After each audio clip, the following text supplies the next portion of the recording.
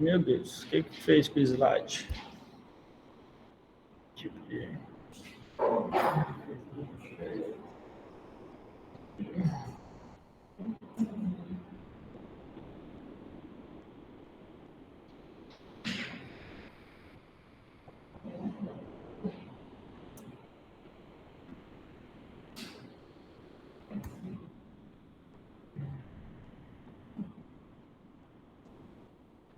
Então, a última aula, a gente viu parte de macrolídeos, verificamos também parte de sulfonamidas, bem superficial, tetraciclinas, aqueles grupos que eu acho que eles são muito mais cobrados, muito mais usados, a gente aprofundou um pouco mais.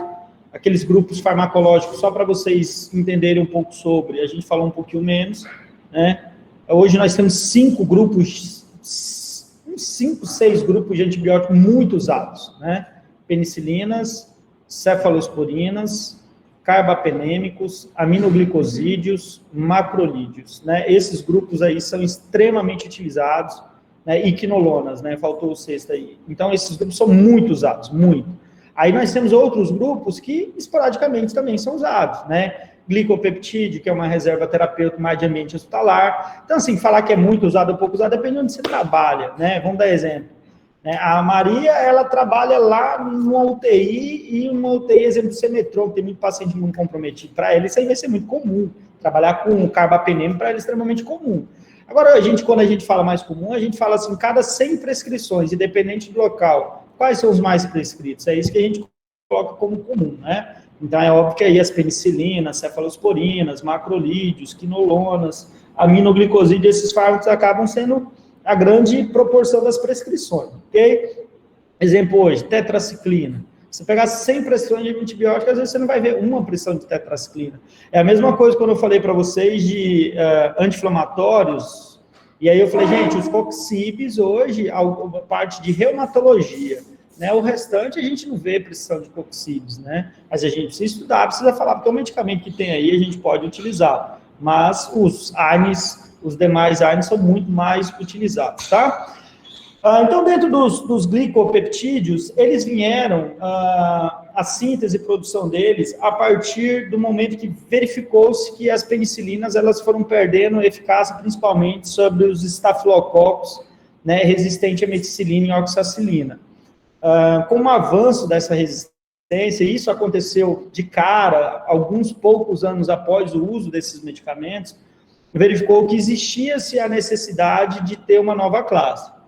Então, basicamente, na década de 50, né, mais ou menos em torno de 1958, descobriu-se, né, os glicopeptídeos, né, e a partir daí a gente tivemos esse arsenal, né, também farmacológico para utilização. Porém, a utilização dos glicopeptídeos começou realmente a aumentar e a prescrição deles se intensificar a partir da década de 80 e 90, principalmente a partir da década de 90, porque foi aí que onde a gente começou a ter várias cepas realmente de auros, com GM-RSA, GM-VISA, GM-VRSA, que são genes de resistência, né, dos estafilococos aureus. Então, a partir daí começou a intensificar, né, tanto, né, a prescrição de vancomicina, como em alguns países da Europa, no Brasil não muito utilizada, a teicoplamina, porque é um fármaco um pouco mais caro, né, tem algumas vantagens sobre a vanco, mas no Brasil a gente acaba utilizando mais vancomicina, tá? Então, dentro do grupo dos glicopeptídeos, né, nós temos 2 fármacos básicos, né, basicamente que a gente utiliza mais, e aí eu deixei os 2 nomes lá, né, a vancomicina e a teicoplamina. A ramoplamina também, mas no Brasil, vanco é o grande campeão de prescrição dentro deles. A teicoplamina, eu vou explicar para vocês o porquê, é menos prescrita, porque ela é mais cara, um fármaco mais de alto custo, na Europa bastante utilizado, mas no Brasil a gente não tem uma quantidade de prescrição tão grande, ok? Então, a gente segue uma lógica, que eu sei que é o que vocês normalmente gostam de sempre se ater, porque é a prescrição, e quando, né, você vai escolher um ou outro, quando a gente tem um paciente, né, com a infecção bactéria gram-positiva, você tem lá penicilinas naturais para utilizar. Você tem cefalosporinas de primeira geração para utilizar. Lembrando sempre que quando a gente vai pensar sobre micro-organismos, a gente tem que ver o espectro do medicamento e se aquele tecido que você vai tratar a infecção, se o medicamento perfunde, alcança. É um dos primeiros pontos. Depois que a gente terminar aqui, eu vou explicar para vocês um roteirozinho para a gente massificar de escolha terapêutica. Critérios que a gente tem que utilizar para escolher um melhor antibiótico. Lembrando que escolha de antibiótico ou de medicamento, gente, não é matemática. Eu falo assim, ó, o Pedrotti estava jogando futebol, ele sofreu uma pancada, qual anti-inflamatório usa? Aí a Maria, diclofenaco, professor. Aí a Rebeca fala, não, professor, nimesulida. Uma tá errada, não tem erro. Todos dois são anti-inflamatórios. Um optou por um, outro optou por outro, as duas justificam, acabou. Então não é um negócio, eu só posso usar esse. Não, raramente na farmacologia a gente tem um único medicamento a se utilizar. Né? Nós temos escolhas. O paciente está com depressão, nossa, você pode ir em 5, 6 neuropsiquiatras diferentes, você pode ter. Um usou um inibidor seletivo de recaptação de serotonina, o outro achou interessante entrar com um antidepressivo tricíclico, o outro... Então, assim, eles vão justificar porque entrou com aquele, qual foi o raciocínio clínico. Então, gente, fármaco não é matemática. Então, nós temos escolhas, nós temos opções. O que eu não posso, exemplo, igual eu sempre brinco, né? Aqueles erros, aí é realmente um erro gritante. Né? Você escolher um antibiótico que não perfunde aquele tecido, você escolher um antibiótico que não tem espectro de ação sobre aquele perfil de bactérias, você escolher um antibiótico de parede com uma bactéria que não tem parede, tá entendendo? Você escolher um antibiótico, muitas vezes, que é de um espectro de ação muito intenso, para uma infecção muito simples, né? Um antibiótico extremamente caro e um antibiótico de reserva para uma infecção que você poderia resolver com uma penicilina, uma cefalosporina. Então, são esses aí sim erros, mas o restante é bem tranquilo. E outras coisas que a gente vai falar depois, paciente grávida, né, lactação, pediatria e tal, a gente também tem que ter esses cuidados, ok? Em relação à teicoplamina, né, ela é amplamente utilizada na Europa, né, para tratamento de infecções por germes gram-positivos, principalmente por estáfilos, tá? Quimicamente similar à vanco, porque faz parte do mesmo grupo, mas apresenta maior lipossolubilidade. Então, essa é uma vantagem que ela apresenta, né? Ela é mais lipossolúvel, ela perfunde melhor os tecidos, ela tem uma melhor biodisponibilidade, uma melhor meia-vida. Isso facilita, né, ela perfundir alguns tecidos e alcançar concentrações em alguns tecidos que a vanco tem dificuldade de alcançar, né? Então, essa é uma grande vantagem dela. Ela tem desvantagens, porque a teicoplamina, ela não consegue pegar praticamente bactérias gram-negativas, ela não consegue pegar microplasma, ela não consegue pegar legionela, então ela não consegue pegar uma grande amplitude de bactérias, né, também. Ela não tem nenhum tipo de ação sobre fungos ou outro tipo de micro-organismo. Ela é muito específica mesmo para bactérias gram-positivas e principalmente para estafilococcus multiresistente, tá? Então, é a principal indicação clínica dela, ok? Então, algumas vantagens e algumas desvantagens. Como mecanismo de ação,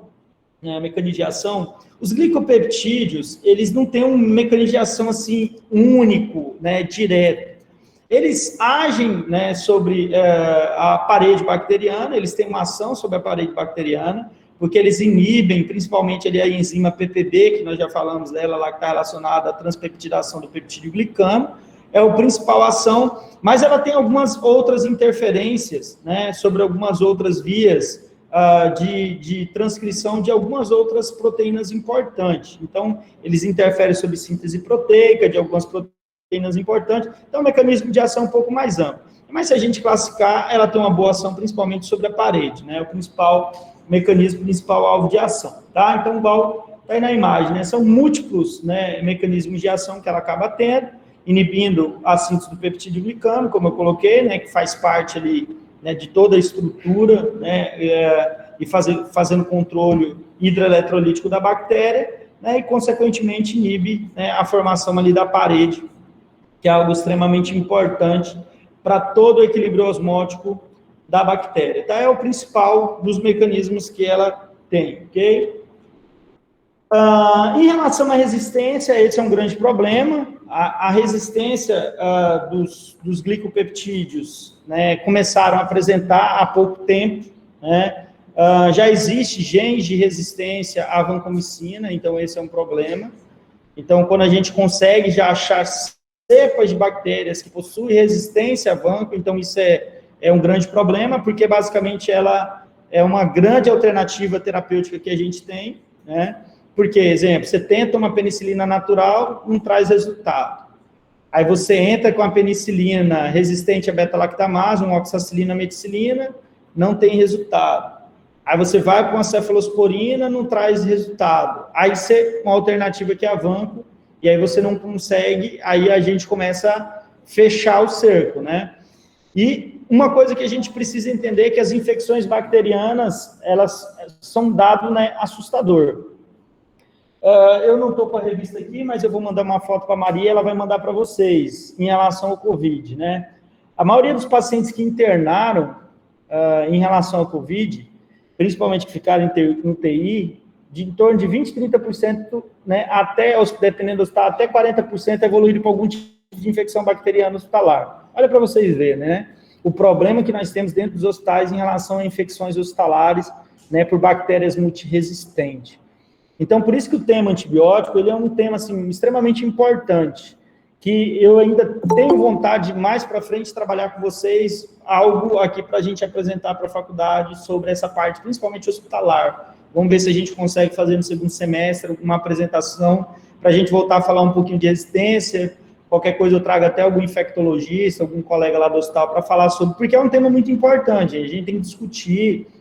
Vou trazer algum microbiologista também para falar, alguém do LACEN, para falar um pouco do gene de resistência que vem aparecendo, falar um pouco de dados epidemiológicos. Isso é muito importante para vocês, porque isso faz vocês ficarem mais, como eu posso colocar assim, mais atentos à prescrição, né? Daqui uns dias vocês vão estar formados, vão estar prescrevendo, e realmente a escolha do antibiótico é algo assim que precisa ter um critério bem estabelecido, para que a gente não, nós profissionais de saúde, não fiquemos induzindo mais a resistência. Pelo contrário, nós temos que frear isso, né? Nós temos que frear o avanço dessa resistência, ok? Então, durante muito tempo não foi descrito o desenvolvimento de resistência, porque a vancomicina ela tinha um efeito extremamente excelente, não tinha verificado nenhum tipo de resistência a ela, né? Os enterococos, eles começaram agora a desenvolver resistência aos glicopeptídeos, particularmente a vanco, tá? Devido a alterações genéticas, né, na bactéria, que aí não é o gene que a gente classifica como gene VAN-A, né? Que diminuíram o tropismo da droga pelo micro-organismo, né? Em estafilococos, o mecanismo de resistência à vancomicina até hoje não foi completamente elucidado, mas postula-se que possa ser pelo espessamento de parede, que é algo que ele faz muito bem, né? Ele consegue mudar a espessura da parede e dificultar a entrada do medicamento, né? É uma forma de alternativa de resistência, né, dos estafilococos, principalmente de alguns micro-organismos gram-positivo, ok? Sugere também que possa ter ocorrido através da aquisição do gene VAN-A, de um enterococo, resistência à vancomicina totalmente resistente, né? Um enterococo passou a resistência para o estáfilo, né, através desse gene de resistência. Aquilo que nós conversamos, conjugação, né, transformação de uma bactéria, transferindo esse gene de resistência para outro, ok? Oi. Deixa eu ver aqui. Apareceu.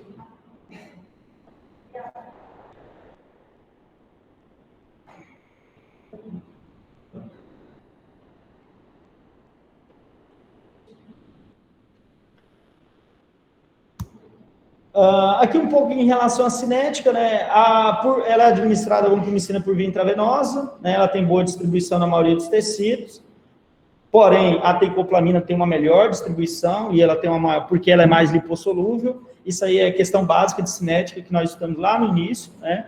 Quanto mais lipossolúvel o fármaco, mais fácil ele perfundir membranas, muito mais fácil ele conseguir alcançar outros tecidos, tá?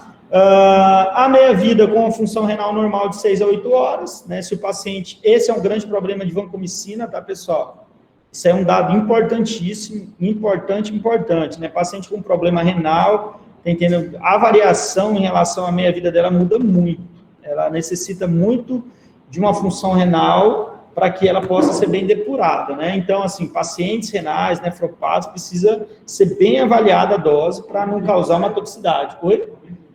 Nossa, muito. Né? Olha para você ver ali, ó, em relação a um paciente renal de 6 a 8 horas, um paciente anúrico, um paciente já nefropata crônico, para 7 a 12 dias. Tanto que laboratórios de toxicologia, às vezes grandes centros, hospitais, ficam dosando concentração sérica de vanco em alguns pacientes com algum problema nefropático, né, porque tem algum problema, alguma nefropatia. E aí fica controlando essa concentração certa para não gerar uma toxicidade. Assim, isso é muito importante, tá? Dado assim extremamente relevante. Já a teicoplamina, sua farmacocinética favorável, possibilita a administração intramuscular, intravenosa, em bolos, devido à sua meia-vida prolongada, pode ser administrado uma vez ao dia, em infecções graves, deve ser utilizada dose de ataque, né? Isso aí, na verdade, dose de ataque, ela é muito importante para todos os antibióticos, é um critério médico, você fazer uma dose inicial, né, maior, para que você possa alcançar um nível sérico, né, mais de uma maior intensidade, para gerar uma otimização aí na terapia farmacológica, ok? Então, serve também para outros fármacos. A combinação de todos esses fatores faz com que a teicoplamina seja uma alternativa eficaz e segura, né, para a vancomicina no tratamento das infecções, porque ela traz vantagens, né, a teicoplamina, porém, né, o custo dela é superior. Então, por isso, professor, se a gente for avaliar hoje protocolos hospitalares, quem está lá inserida como glicopeptídeo é a vancomicina, né? Então, com certeza, já ouviram falar em algum momento, né, desse antibiótico, porque em ambiente hospitalar é muito comentado, muito utilizado, principalmente para pacientes com infecções graves, né? Então, é bastante comentado. Indicações clínicas, né, que é o que a gente sempre quer saber, né, indicado para quê, né, ou indicado quando, né? Então, ele é usado como alternativa aos beta-lactâmicos em pacientes alérgicos, né? Então, quando o paciente, às vezes você tem até um beta-lactâmico para usar, porém o paciente é alérgico, né? Quem entra lá nos beta-lactâmicos? As penicilinas, cefalosporinos, os carbapenêmicos, o paciente às vezes tem alergia a eles, então acaba tendo como opção a vanco, não tem o que fazer. Né? É uma alternativa também no tratamento de infecções por estafilococcus resistente à oxacilina. Sempre, gente, a oxacilina vai ser a primeira alternativa do que a vanco. Então, assim, a oxacilina, as penicilinas são primeira escolha. Agora, claro, chegou lá no exame, né, que está resistente a esse medicamento, é de primeira escolha, já foi descartado, então a gente vai com uma segunda escolha, né? Mas a primeira escolha é a oxacilina. Lembrando que a oxacilina é uma penicilina. É uma penicilina mais resistente às beta-lactamases. Vamos lembrar aqui, ó. Nós falamos assim, penicilinas naturais, aí falamos da penicilina G, penicilina V, aí falamos das penicilinas mais resistentes às beta-lactamases, oxacilina, meticilina, são mais resistentes à degradação dessas enzimas, tá? E depois nós falamos de penicilinas de amplo espectro, né? E aí nós falamos um pouco sobre amoxicilina e ampicilina, que já são sensíveis às beta-lactamases, né? A oxacilina é mais resistente, tá? A amoxicilina é extremamente sensível às beta-lactamases, ok? Então, assim, não podemos esquecer, toda vez que falar de Staphylococcus aureus, sempre a oxacilina, a meticilina são alternativas. Depois de certa resistência, era aí que a gente vai pensar numa vancomicina, tá? E a gente tem que pensar. Então, são usados alternativos, Staphylococcus, algumas infecções em próteses, válvulas cardíacas, enxertos musculares, né, enxertos neurocirúrgicos ou de hemodiálise, endocardites, meningites cólicas neurocirúrgicas e peritonite pós-diálise peritoneal, né? Então, alguns exemplos de infecções que a gente pode utilizar, ok? Com o surgimento de cepas de Enterococcus spp resistente à vancomicina, e mais recentemente cepa de Staphylococcus aureus com sensibilidade intermediária à vancomicina e até mesmo resistente à vanco, as indicações deste antimicrobiano devem ser cada vez mais revistas e restritas. Então, essa discussão tem que sempre existir, porque quanto mais nós utilizamos, nós damos a oportunidade dos micro-organismos reconhecer aquela estrutura química e se tornar resistente a ela. Então, quanto menos a gente utiliza, menor a probabilidade de gerar essas resistências. As bactérias, até 1928, não eram resistentes a nenhum dos medicamentos que a gente conhece. Isso é uma reflexão. Então, enquanto não descobriu os primeiros antibióticos, todos funcionavam. Elas eram sensíveis a essas estruturas. A partir do momento que cada antibiótico que a gente descobre, começa a utilizar, tem eficácia, passa um tempo, ela reconhece e desenvolve uma resistência. Então, quanto mais contato as bactérias têm com o medicamento, menos resistência a gente leva. Como a gente consegue fazer isso? Prescrição correta. É virose, não é tratado com antibiótico. E, infelizmente, a gente tem muitas prescrições erradas. O paciente chega com a virose, principalmente trato respiratório inferior, utilizar antibiótico, não tem nada a ver. né? O paciente está com virose, o paciente não está... mas gente, profilaxia é algo muito discutível. A gente tem que tomar cuidado. Eu quero evitar. Às vezes você quer evitar, você está trazendo mais prejuízo. Então, tem que ser bem avaliado. Antibiótico se utiliza quando se tem realmente uma boa indicação, tá? A gente não pode utilizar nossas ferramentas de qualquer jeito. Discriminada, apontando o fator predisponente para o surgimento desse micro-organismo resistente. Dessa forma, o tratamento da colite pseudomembranosa, causada por dificile, e também a vancomicina só deve ser utilizada após falha no tratamento com metronidazol, né, que é uma das escolhas que pode ser também utilizada, tá? Então, assim, ele só nesse quadro aí, que ele quis colocar é o seguinte: a vancomicina é uma última alternativa terapêutica para essas bactérias gram-negativas que a gente tem hoje, né? Ele e os glicopeptídeos, no caso a teicoplamina.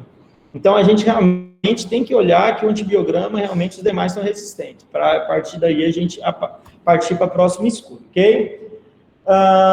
Esse quadro é basicamente o resumo que eu fiz. É interessante vocês anotarem, né, para vocês terem isso como parâmetro, tá? Nas infecções causadas por cepa de estafilococo sensível à oxacilina, essa deve ser a droga de escolha. Não tem nem o que pensar, tá? Pela maior potência e menor toxicidade quando comparada com os glicopeptídeos. Ela tem uma excelente resposta, poucos efeitos colaterais, uma potência muito boa, tá entendendo? É um medicamento de menor custo, nem se compara em relação ao custo de uma vancomicina, e um espectro de ação também, tá? Bem melhor, e então ela tem todas as vantagens frente à vanco. Professor, então só vou usar a vancomicina quando ele estiver resistente. Exato. Então, quando estiver resistente. Como são fármacos de âmbito hospitalar, gente, normalmente vocês vão ter um bom, né, laboratório de microbiologia dentro do hospital que você está trabalhando, né, para poder estar olhando sempre esses antibiogramas, avaliando, né, isso aí e entendendo bem esses perfis, tá? Eu já falei, vou falar novamente, né? A microbiologia dentro do hospital é tudo. Né? Tudo, gente, hoje. Porque, caramba, você é um cardiologista, aí você está lá, faz uma cirurgia e o cara desenvolve infecção bacteriana. Outro é ortopedista, não sei o que, o cara de infecção. A parte infecto-contagiosa do hospital, né, é um grande problema. Então, a parte de microbiologia, a padronização de antibióticos, as condutas de infectologia, elas são extremamente importantes. Porque senão o paciente adentro do hospital, fazer uma cirurgia letiva e ele sai lá morto por causa de infecção bacteriana, uma bactéria muito resistente. Eu, na minha vida, e um tempinho dentro do hospital, vi muitas vezes, muitas, infelizmente. Né? Infelizmente, a gente perder vários pacientes, se olhar, em ter um antibiótico, as pessoas ter condições, trazer novas alternativas de medicamentos de fora do país até, conseguir brigar em justiça, conseguir novos medicamentos, usar, não ter resultado, o paciente, infelizmente, perdeu o paciente por causa de uma infecção hospitalar. Então, é um tema muito discutível, a gente sempre tem que discutir, tem que entender, sempre respeitar os protocolos definidos dentro do hospital, respeitar os medicamentos padronizados, levar em consideração o antibiograma e sempre fazer uma boa prescrição. Né? Isso é fundamental, tá? E lembrando, gente, para qualquer medicamento ter eficácia terapêutica, não é só administrar o medicamento, né? Às vezes você tem uma boa droga, usa a droga, só que na sua própria prescrição você errou, porque se colocou outros medicamentos que interagem com ele, está prejudicando a meia-vida dele. Aspectos patológicos dos pacientes estão interferindo sobre a meia-vida da droga. A droga, ela tem que ter um equilíbrio químico no organismo do paciente. Então, tudo tem que ser avaliado. O ajuste, por isso que eu falo, aqui na farmacologia geral, a gente fica muito ligado aos mecanismos de ação cinética e tudo mais. Mas na clínica, isso evolui mais, né? Por quê? Porque a gente tem que estar muito ligado ao paciente, porque o paciente que vai te dar um norte para a dose do medicamento, para a escolha do medicamento. Às vezes, a primeira escolha para o José serve, para a Maria não, porque para a Maria a primeira escolha às vezes traz uma toxicidade. Então, tem que sempre avaliar bem, né, em relação à prescrição, tá? As indicações, tanto da van como da dicoloplamina, são bem similares, né?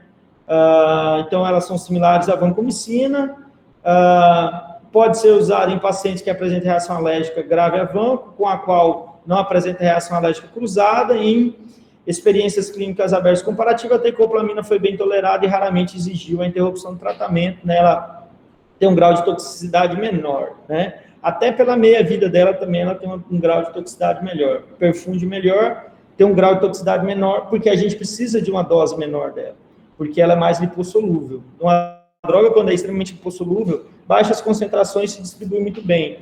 droga que é muito hidrossolúvel faz aprisionamento iônico, aí ela acaba dificultando a distribuição sobre os compartimentos aquosos, né, em função do aprisionamento que ela sofre.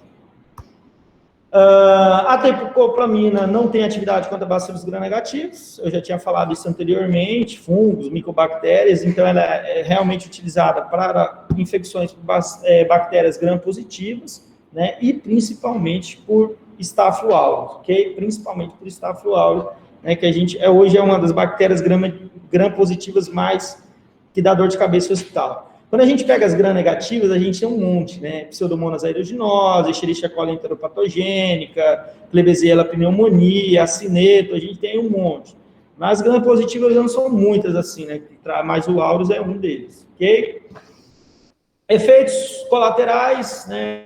Os mais comuns, febre, calafrio, flebites, né? Associada ao período de infusão, a síndrome do pescoço vermelho, que a gente chama, associada à velocidade de infusão, porque ela precisa ser bem diluída, né, e a infusão, né, ela demora mais ou menos em torno de 1 hora, então é uma infusão lenta, tá? Racha, eritema, marco papular, pode ocorrer em 5% dos pacientes, pode ocorrer leucopenia, né, reversível após retirada da droga, ototoxicidade, especialmente em pacientes com insuficiência renal. Por que, professor, com insuficiência renal? Porque é aquilo que eu falei para vocês lá, né, ela precisa realmente ser depurada, você viu lá, de 6 a 8 horas, passar 10 dias a droga circulando, né, então vai causar uma toxicidade muito grande no paciente, né. A nefrotoxicidade é um efeito potencialmente grave da vancomicina, né, então o paciente já tem uma nefrotoxicidade, ela pode agravar, então por isso tem que estar muito de olho no clearance do paciente, grau de depuração renal, para você ajustar a quantidade de droga e utilizar, óbvio, sempre quando necessário. O que a gente puder fugir, não precisar usar vanc, usar uma penicilina que não traz esses problemas, né? Óbvio que é uma vantagem para você, a vantagem para o paciente também, né? Os efeitos colaterais da tecoplamina são bem próximos também, bem similares, né? Então, alguns efeitos hepáticos, né? Tem uma pequena discrasia sanguínea também, ela pode causar algumas discrasias, como tromboflebolite, alterações plaquetárias. A nefrotoxicidade atribuída à tecoplamina é rara, né, porque, como eu falei para vocês, é uma droga, né, que é menos tóxica que a vanco, né, tanto que, como a gente colocou, até grau de hipersensibilidade às vezes desenvolve-se a vanco e não temos, né, em relação à tecoplamina. E a autotoxicidade também é rara. Aí vocês veem assim, professor, por que a gente não tira a vanco e deixa a tecoplamina? Ela tem muitas vantagens. Gente, farmacoeconomia. Não tem como. Nós temos medicamentos no mercado que são medicamentos realmente que, dentro da classe, já tem outras drogas bem melhores, mas continua lá na Renane, continua na Relação Nacional. Por quê? Porque você precisa, né, dar acesso a todo mundo o medicamento, né? Nós vivemos ainda, infelizmente, num país subdesenvolvido, né, onde o SUS atende mais de 200 milhões de pessoas, né? Então, a gente precisa dar assistência a todos, e medicamento é caro. Se tem uma coisa dentro do hospital onde o dinheiro está, é só você ir lá na farmácia, aí você vai contar os cofres, porque está tudo lá, dinheiro. Você abre uma geladeira cheia de cascofungina, tem 15, 20, 30 mil ali dentro. Tem um carro ali dentro da geladeira. Você vai lá na Segaf, medicamento de alto custo, tem alguns milhões de reais, né? Então, tem alguns milhões, né? Compra de medicamentos tudo caro, né? As bolsas de nutrição, para entrar uma bolsinha com um bebezinho para um dia, custa 500 reais. Só de alimento para ele. Então, imagina quanto que não custa um leito de UTI neonatal por dia. Então, saúde é caro. Gente. Saúde custa caro, né? E é direito de todos e dever do Estado, né? Artigo 196 da Constituição Federal. Então, é um direito de todo mundo, tá? Então, por isso que a gente sempre tem que pensar, hoje tem essa alternativa, mas a outra, enquanto ela estiver funcionando e alcançando a resposta, a gente acaba utilizando a outra porque é bem mais em conta, tá? Então, em relação aos glicopeptídeos, era isso, tá? Elas são fármacos aí que a gente tem de reserva, principalmente para bactérias gram-positivo, tá? E sempre avaliando, gente. Tem lá um paciente, eu fiz uma penicilina natural, não teve efeito, utilizei uma penicilina, né, que ela é mais resistente às beta-lactamases, não trouxe resultado, foi feito cefalosporina, e aí eu tenho uma última opção para essas bactérias gram-positivas, que é os glicopeptídeos. Existem alguns outros fármacos novos que estão vindo, aqui também novas gerações aí, mas esses ainda são os mais utilizados, né, na prática clínica, ok? Então, antibióticos, esses eram os principais que eu tinha para passar para vocês. Claro que uma coisa ou outra acaba ficando, a gente não fala de tudo, mas assim, como eu falei para vocês, nós temos basicamente 6 classes extremamente importantes, que principalmente em algumas matérias, né, algumas cadeiras do ano que vem vão cobrar bastante de vocês, que são penicilinas, cefalosporinas, carbapenêmicos, aminoglicosídeos, macrolídeos e quinolonas. Esses são extremamente utilizados. Né? Os demais, em uma situação ou outra eventual, né, que vocês vão acabar falando também a respeito, mas esses aí são os principais, ok?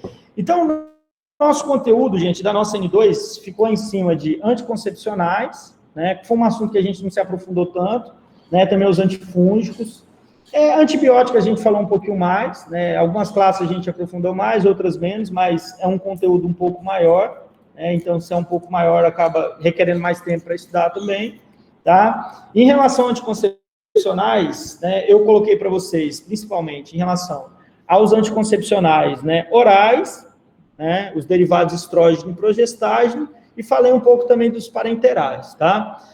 Mas antes de a gente falar de um pouquinho de anticoncepcionais e antifúngico que a gente viu, eu só quero dar uma última norteada aí sobre os antibióticos. Os antibióticos, pessoal, a gente sempre parte do município de escolha terapêutica, né? Eu preciso montar a melhor escolha para o meu paciente.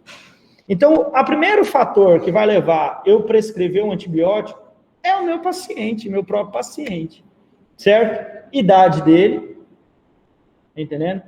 Comorbidades que ele possa ter, tá? Porque eu não posso falar assim, ó, para infecções de pele eu só uso esse classe. Não dá para falar. Por quê? Porque depende muito do paciente, eu preciso entender. Por exemplo, é um paciente gestante?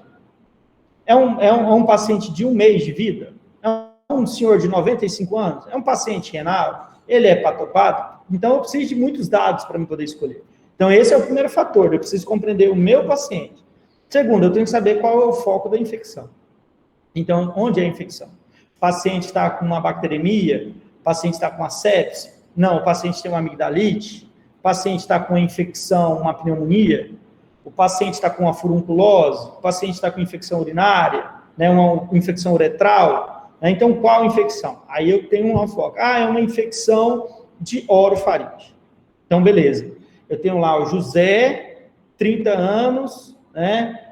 Não tem nenhum tipo de comorbidade, não utiliza nenhum tipo de medicamento e está com infecção de orofaringe. Beleza. Então, eu sei que esse paciente é um paciente jovem, 30 anos, né? Tá entendendo? É um paciente que eu posso ter uma amplitude maior de utilizar medicamentos, porque ele não tem comorbidade, não é um paciente renal, não é hepatopata, ele não é idoso, então já me abre bastante o leque. Não é pediatria, que é também a gente tem algumas restrições, então para mim já fica um pouco mais fácil. Qual que é o próximo passo que eu tenho que raciocinar? Normalmente, infecções de orofaringe são causadas por bactérias gram-negativas ou gram-positivas? Gram-positivas. Você está entendendo? Então, ó, eu verifiquei o primeiro passo, o segundo passo, agora já verifiquei o terceiro passo e vou olhando. É bactérias gram-positivas. Quais medicamentos agem melhor sobre bactérias gram-positivas? Aí eu já vou verificar. Opa, as penicilinas, elas têm um espectro de ação bom contra bactérias gram-positivas. Cefalosporinas de primeira geração, segunda, terceira, tem um espectro bom de ação sobre bactérias gram-positivas. Macrolídeos, né, azitromicina, também tem um espectro bom, tá, sobre esse perfil de bactéria. Vancomicina, teicoplamina, que eu falei, tem, mas eu vou usar como primeira escolha para amigdalite. Você tem que entender o que a gente falou. Né, a gente tenta, as penicinas, vai tentando tudo no final. Então, eu estou falando que tem, mas eu tenho que ver a minha escolha. Né? Normalmente, quais são os fármacos que nós conversamos que têm menos efeitos colaterais, menos reações adversas, baixo custo, variações de fórmulas farmacêuticas, está dentro da Relação Nacional de Medicamentos Essenciais, penicilinas e cefalosporinas. Então, eu já vou pensar nesse grupo. Se aquela infecção, aquele foco, me dá a opção de utilizar eles, então esse é um pensamento que eu tenho que ter, buscar eles. Né? Então, hoje, amoxicilina com ácido clavulânico, né, é muito bom. Professor, por que já com ácido clavulânico? Gente, a amoxicilina sozinha, ela é muito sensível às beta-lactamases. Por mais que o paciente não utilizou muitos medicamentos, nossa, hoje a grande maioria das bactérias, elas produzem beta-lactamase. Então, assim, a amoxicilina sozinho raramente vai trazer resultados. Na pediatria, a gente ainda acaba até utilizando, mas assim, né, a gente vê pouco resultado com a amoxicilina sozinho.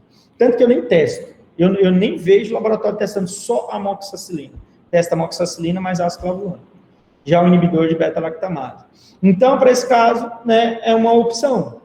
Amoxicilina com ácido clavulânico, azitromicina, né? Ah, professor, se não teve efeito, eu posso utilizar uma ceftriaxona, uma cefalosporina de terceira geração. Tem poucos efeitos colaterais, só que aí já tem que ver com o medicamento parenteral. Então, você tem que ir sempre buscando alternativas. Você busca as alternativas mais coisas, você vai aumentando. Ah, professor, a região de orofaringe, comumente a gente faz cultura antibiograma? Não, gente. Normalmente não se faz. Então, o paciente chega no consultório só se for infecção refratária. Infecção refratária. Né? Eu nunca esqueço, quando chegou as usinas em Porto Velho, eu estava terminando a faculdade, na reta final da faculdade, eu trabalhava já no laboratório. E todos os funcionários que entraram para trabalhar na cozinha da usina Santo Antônio aqui, eles faziam cultura de orofaringe. A gente cansava de coletar, né? Então, assim, aí eu sempre falava, gente, cuidado para não coletar errado, porque senão vai crescer coisa que não tem nada a ver. Porque para coletar orofaringe, você tem que pegar o suave e não pode tocar na língua e nem no céu da boca. Você tem que ir lá nas amígdalas, você tem que ir bem aqui atrás, você tem que buscar. Então, você vai ter que pegar esse pato e lá, se você ficar passando no céu da boca, você está coletando de outras regiões que você não quer. Então, você tem que realmente tocar lá nas amígdalas, porque eles querem buscar mesmo a parte lá de orofaringe, né? Então, a gente coletava. E eles faziam cultura também das unhas, para ver se a pessoa não tinha fungos, para não contaminar os alimentos na cozinha. Olha a preocupação que a empresa tinha com os funcionários. Então, tu fazia raspado das unhas para ver presença de dermatófitos, de tíneas, né? A gente fazia clarificação de fungos das unhas e fazia cultura, só para vocês verem como exemplo. Mas, assim, na prática clínica, é raro o médico solicitar, né? De uma ou outra criança que vem tendo amigdalite recorrente, refratária, e às vezes ele já entrou com a penicilina e não trouxe resultado, entrou com a penicilina, benzilpenicilina, benzatina, que é um medicamento mais potente, às vezes não trouxe resultado, aí o médico normalmente coleta, porque ele quer ver que perfil de resistência essa bactéria tem. Mas normalmente não é comum, né? Um outro exemplo, eu tenho um paciente, vamos lá, uma paciente, 22 anos, sexo feminino, grávida. Né? O paciente procurou o médico, né, reclamando de disúria, reclamando de região pélvica, paciente sente ardência no momento de urinar, né? E aí o médico fez diagnóstico como se a paciente tem infecção trato urinário. E aí solicitou lá um EAS, né? Mais uma urocultura. Pessoal, quais são as bactérias que mais causam infecção urinária? Bactérias gram-positiva ou gram-negativa? Negativa. Bactérias gram-negativa, né? Nós temos hoje em torno de 60% a 70% das infecções de urina é por Escherichia coli. Então, E. coli é a grande campeã, né? A maioria das infecções é por E. coli. Depois vem Klebsiella, Proteus, né, que são também tudo gram-negativas. Então, a maioria das infecções urinárias são por gram-negativo. Tem bactéria gram-positiva que ela não tem nem assintomática, ela não traz nenhum tipo. A paciente, você olha a cultura, cresce a bactéria, mas ela não sente sintoma nenhum. Né? Ela não sente nada. Exemplo, mesmo Streptococcus agalactiae. Ele só tem problema se a paciente estiver grávida. Né? Aí é um problema para quem está grávida. Então, assim, se eu pego uma paciente dessa, né, e a paciente está com infecção do trato urinário, a paciente sexo feminino, ela é gestante, qual é a primeira escolha de medicamentos que a gente tem para ela? Exemplo lá, eu tenho lá, ó, como sensível para utilizar sulfametazol mais trimetoprim, eu tenho lá ciprofloxacino, eu tenho lá cefepime, eu tenho lá ceftriaxona, amoxicilina mais ácido clavulânico e cefalexina. Então, vamos colocar lá, eu tenho 5 medicamentos, né? Eu tenho lá desde fármacos que são sulfonamidas, né, que a gente colocou lá no início. Eu posso ter fármacos lá, aminoglicosídeos, penicilinas, e posso ter cefalosporinas, de gerações diferentes, cefalosporinas de gerações diferentes. Qual seria a primeira escolha para mim prescrever? Cefalosporina, né, de primeira, normalmente. Cefalosporina de primeira geração. Então, assim, a minha prescrição, ela vai muito do quê? Do paciente, do foco da infecção, tá? Se você tem um resultado do antibiograma, gente, o antibiograma, ele é testado com medicamentos que perfundem aquele tecido. Então, assim, quando a gente testa medicamentos, a gente já testa medicamentos que podem ser utilizados, né? Então, você não precisa ficar preocupado se aquele medicamento vai ou não perfundir o tecido, tá? Então, eu coloquei esses pontos aqui só para vocês compreenderem aí em relação, né, às prescrições, né, o que a gente precisa ter de raciocínio clínico para poder prescrever, que é algo que, obviamente, vocês vão desenvolver muito isso no próximo ano, principalmente nas clínicas, aí a parte de prescrição, tá? Então, vamos lá. Então, vamos em relação aos anticoncepcionais. Então, basicamente, nós dividimos anticoncepcionais, né? Falamos um pouco da parte fisiológica, né, de todo o ciclo, né, menstrual, falamos um pouco de todo aquele eixo, né, hipotálamo, né, liberação de hormônio regulador de gonadotrofina, hipófise, né, onde a adenohipófise vai secretar hormônios estimulantes, né, ovulatórios, exemplo, hormônio folículo estimulante e hormônio luteinizante. Falamos um pouquinho do ciclo, né, da importância desses hormônios, tanto na formação do folículo e depois também, né, no próprio processo de maturação do corpo lúteo. E aí também conversamos que quando o FSH começa a aumentar, automaticamente também o estradiol começa a aumentar, né? Que ele tem um papel também muito importante. E logo em seguida o LH começa também a haver aí um aumento da produção de progesterona, né? Foi basicamente o que nós conversamos. Depois dessa produção de progesterona e estradiol, né, ou dos outros estrógenos, faz um feedback negativo, né, com a hipófise, né, diminuindo a secreção de LH e FSH. E aí nós conversamos, se ocorrer o processo de fecundação, né, haver uma fecundação, a progesterona, ela continua aumentando. Então, os níveis de progesterona continuam aumentando. E, a partir daí, também, o córneo da placenta começa a liberar o beta-HCG, né, a gonadotrofina coriônico humano. E aí, os níveis de gonadotrofina começam a aumentar. Então, basicamente, é o ciclo natural. Caso não ocorra o processo de fecundação, ocorre, né, a descamação do endométrio, vem a menstruação, e aí inicia-se todo o ciclo novamente. Então, isso é fisiológico, né, mensal. E aí nós falamos que, né, nós temos esses hormônios naturais, endógenos, né, estrógenos e progestágeno, no caso, estrógeno, estradiol, progestágeno, a progesterona, e hoje a indústria farmacêutica produz ele de forma sintética. E aí nós temos derivados progestágenos, nós temos derivados, né, de estrógenos, né? O principal derivado de estrógeno utilizado hoje é o lutinil e estradiol, né, e derivados progestágenos, nós temos levonorgestrel, né, gestodeno, e aí nós temos uma gama um pouco maior, ok?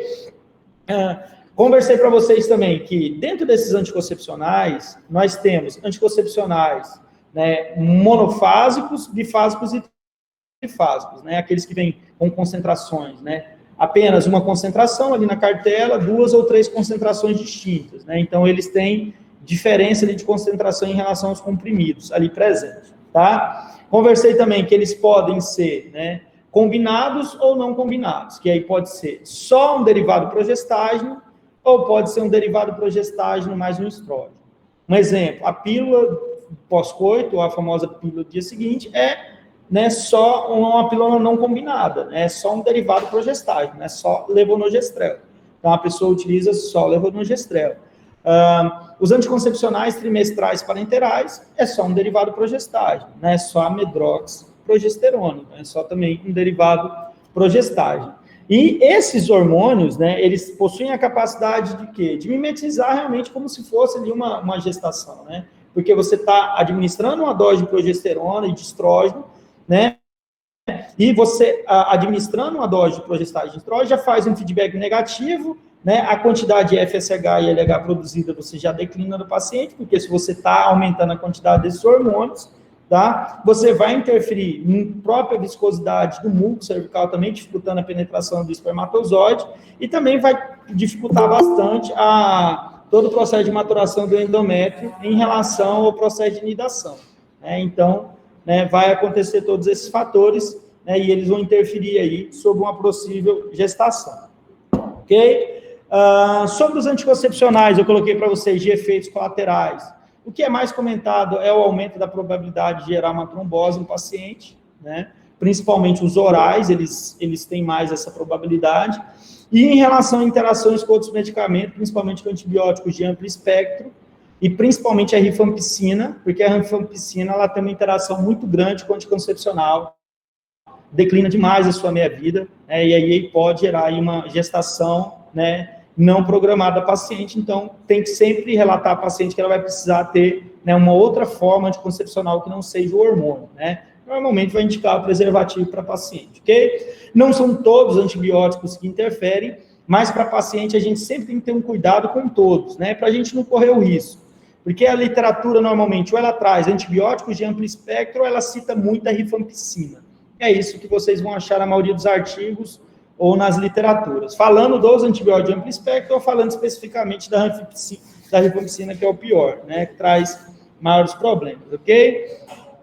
Em relação aos antifúngicos, nós falamos sobre 4 classes, se eu não me engano, né? Vamos tentar relembrar elas aqui.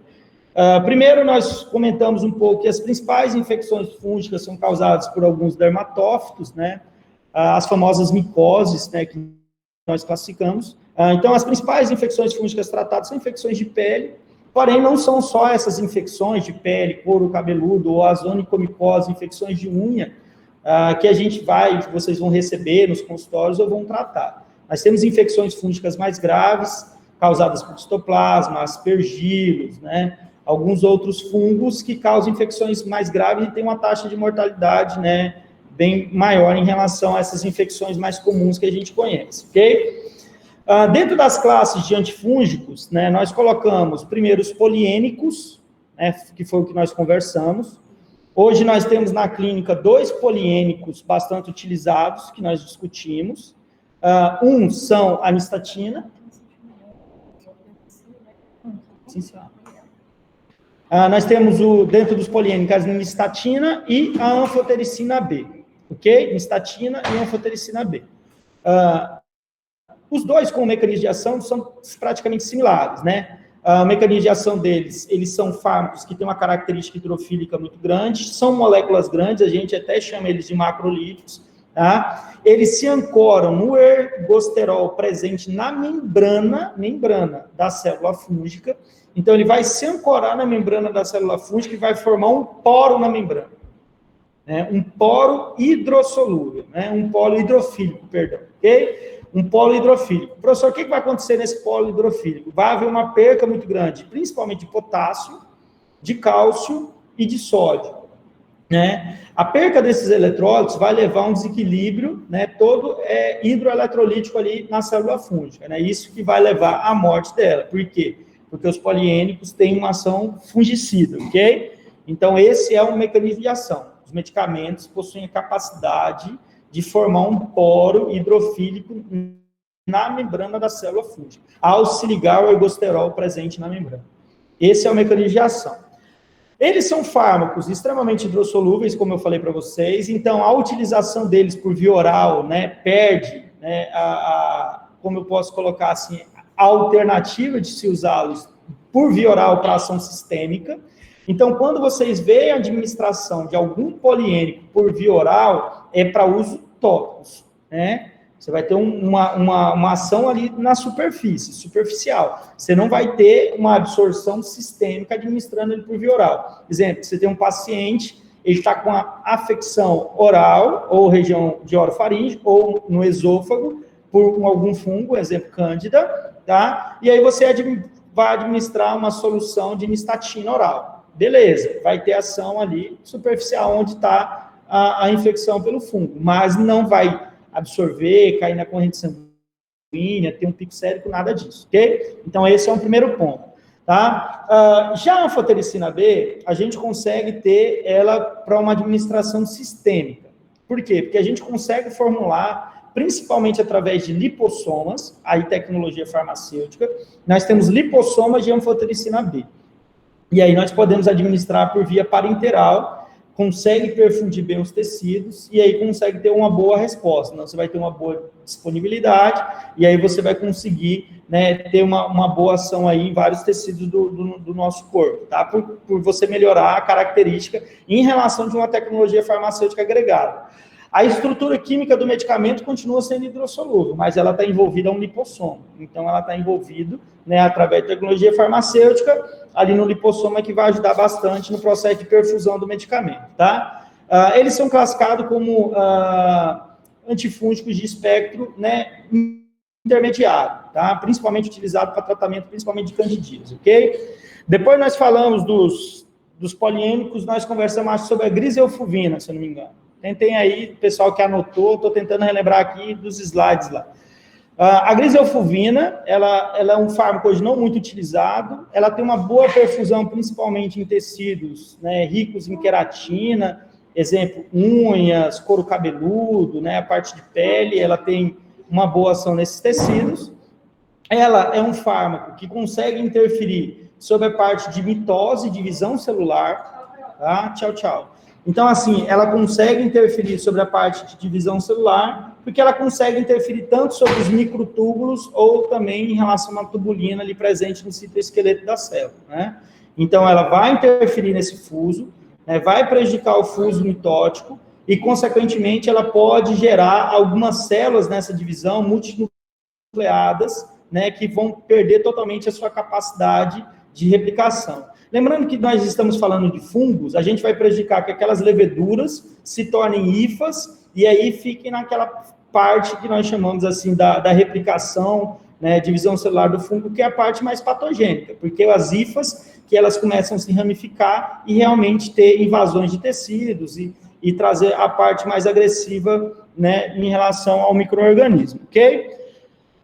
Hoje não é muito utilizado, né, a griselfuvina não é amplamente utilizado, mas é uma alternativa que a gente tem, eu trouxe para vocês, tá? Depois nós falamos um pouquinho das equinocandinas, esse sim é uma reserva terapêutica interessante, né? Dependendo da infecção fúngica, né, você pegar um paciente, às vezes com uma infecção fúngica assim, sistêmica, ela passa a ser até primeira escolha, porque como são antifúngicos de um espectro bem estendido, né, e que traz uma excelente resposta, às vezes ele acaba até sendo utilizado intra-hospitalar como uma primeira alternativa, se o paciente foi imunocomprometido, se a infecção realmente é uma infecção muito extensa, uma infecção mais sistêmica, acaba se utilizando. Mas, normalmente, eles são utilizados mais como reserva. São medicamentos de alto custo, são medicamentos caros, normalmente utilizados mais como reserva em relação aos demais antifúngicos, tá? Eles são antifúngicos que agem na parede, né? Ali na parede da célula fúngica, nós temos lá alguns polímeros de glicose, e um deles são 1,3-beta-glicano, que está presente ali na estrutura da parede da célula fúngica, e as equinocandinas, elas interferem na síntese desse 1,3-beta-glicano, né, e, consequentemente, vai interferir ali no arranjo da parede e no equilíbrio que essa parede traz ao controle hídrico e eletrolítico da célula fúngica, tá? Dentro das equinocandinas, hoje, no Brasil, o que a gente mais utiliza é a caspofungina e a micofungina, ok? Esses dois são os mais utilizados, ok? São medicamentos estritamente caros, gente. São medicamentos bem caros, né? Eu vejo que lá no hospital, quando chega para a gente assim, são medicamentos que houve todo um protocolo de tentativa com outros, solicita, vem da CEGAF, é um medicamento de alto custo, tem que fazer licitação para comprar de urgência, porque não é medicamento que você tem em grande quantidade em estoque, porque eles são estritamente caros, dependendo da quantidade de paciente, vai ficar dias, 3 mil, 4 mil, 5 mil reais, às vezes vai gastar com medicamento, bem caro mesmo, tá? E por último, nós falamos da principal classe, né, dos antifúngicos, que são os azóis, né? O pessoal brinca assim, os meninos lá da farmácia, uma pessoa, tudo que terminar em azol, né, tá lá no cetoconazol, fluconazol, mitraconazol, dadazol, tudo é zol, né? Mais ou menos, né? Porque às vezes tem medicamentos que tem uma terminação parecida assim e não faz parte dos azóis, né? Os azóis são antifúngicos sintéticos, né? Então eles entram dentro dos antifúngicos sintéticos. Basicamente o mais conhecido, o primeiro que foi grandemente utilizado e ainda é muito utilizado é o cetoconazol, né? O cetoconazol, ele tem uma meia-vida bem interessante, ele tem uma boa absorção oral, então por isso que ele tem várias apresentações. Ele pode ser utilizado por via oral, através de comprimidos, ele pode ser utilizado em shampoo, ele pode usar em creme, ele pode ser utilizado em pomadas, né? Então você tem muitas apresentações de cetoconazol, então por isso que ele é um antifúngico estritamente utilizado até hoje, bastante utilizado para pitiríase e versicolo, né? A famosa ali, pano branco, né? Bastante utilizado, tá? E ele faz parte desse complexo. Nós temos alguns outros, né, que também vêm em apresentações, principalmente tópicas hoje, miconazol, clotrimazol, né, que são outros antifúngicos interessantes. Para infecções vaginais também, eles podem ser utilizados, principalmente o fenticonazol, o isoconazol, né, para vaginoses causadas por fungos, principalmente por cândida, tá?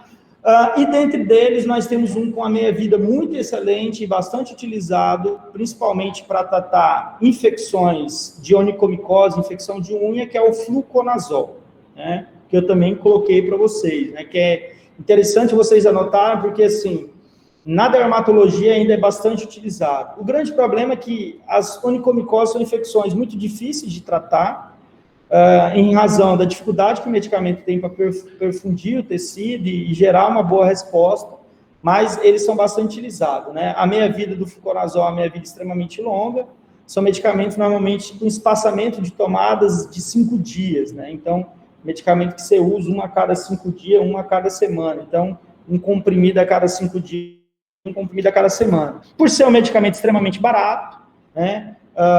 Não ter tantos efeitos colaterais, o problema deles são as interações medicamentosas, tá? Por que os antifúngicos, eles têm muitas interações medicamentosas, e principalmente os azóis têm muitas interações medicamentosas? Por causa das enzimas do complex 450. Eles acabam alterando a biodisponibilidade de outros medicamentos. Exemplo, medicamentos que agem, principalmente em tratamento de epilepsias, como carbamazepina e fenitoína. Alguns fármacos barbitúricos, como o fenobarbital, ele também interfere. Anticoagulantes, antagonistas de vitamina K, como a varfarina, ele também interfere, tá? Deixa eu ver o que mais. Alguns antibióticos, ele traz alguma interferência, tá? Então, são medicamentos que acabam promovendo interação medicamentosa são antifúngicos, perdão, que causam interação medicamentosa com vários medicamentos. Então, esse é o grande problema deles. E, para finalizar, do mesmo jeito que a gente ficou falando de resistência bacteriana, né, a gente também tem resistência fúngica, a gente não pode esquecer, né? A resistência fúngica é menos comentada, menos falada, só que os fungos também desenvolvem, né, alternativas de resistência frente aos medicamentos, ok? Bombas de efluxo, eles também conseguem mudar a conformação do sítio de ligação de alguns medicamentos, então os fungos conseguem desenvolver também respostas de resistência. Não é muito comentado, mas também é importante, porque com o tempo a gente vê que alguns antifúngicos acabam perdendo resposta farmacológica. Por quê? Porque o fungo tem resistência a um determinado medicamento. Professor, por que fala menos deles do que das bactérias? Porque o fungo, ele já é um micro-organismo bem oportunista, né?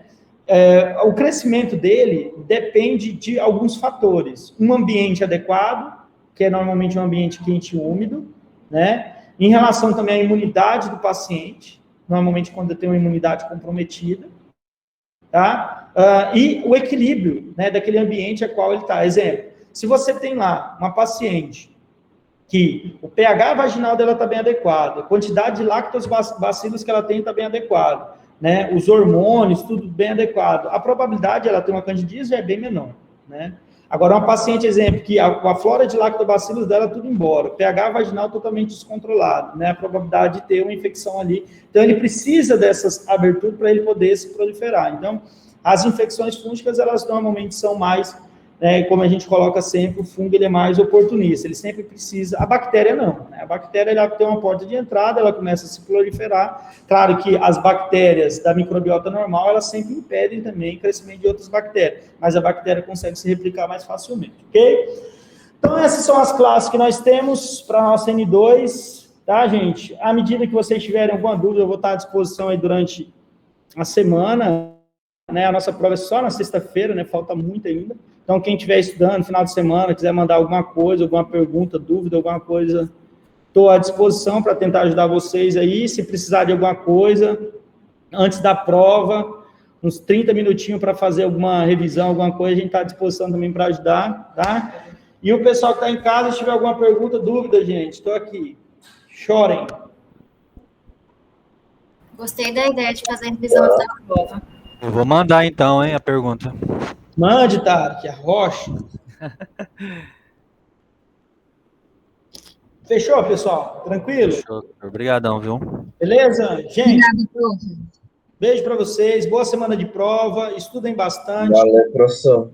Para vocês poderem viajar tranquilo, né? Não ficar nas férias chorando porque ficou com 0 nas provas, tá? Beijo, gente. Beijo, obrigado. Obrigada, pessoal. Tchau, prof.